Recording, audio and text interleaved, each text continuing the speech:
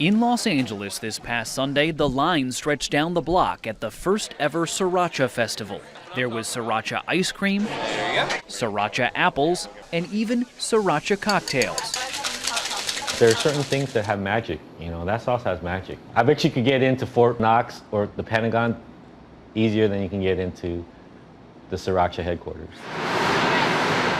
Ours were the first TV cameras let inside the brand new $40 million Siracha plant in Irwindale, California. This month is peak production. 200,000 bottles are filled each day. Siracha is run by founder David Tran. The rooster on the bottle is his astrological sign. If you don't like my product, what happened with you, okay? Something wrong. There's something wrong with people? We do the fresh one, the best one, the cheapest one. But there are those people who say it's too spicy. Using less. Using less.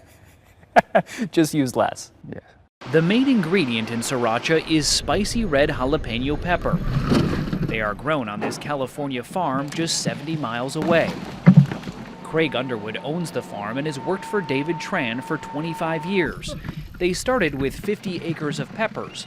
Next year, they'll plant 4,000. From the time they're picked until they're ground, it's about 6 hours. And that's important to David. He wants it fresh, he wants them red, he wants them spicy, and he wants them tasty. When the peppers reach the plant, they are washed, crushed, mixed, and then stored in these blue barrels. How many barrels are in this warehouse? More than 200,000. David Tran drove us around the new 650,000 square foot facility, but now his hot sauce has him in hot water with neighbors near the plant. This week, the city of Irwindale filed a lawsuit asking a judge to shut down Siracha until they can figure out how to manage the strong chili pepper odor that neighbors say is making them sick. We had a bridal shower. We had to have the guests go inside because they were all choking, hacking. It was right in the throat. There's a lot at stake.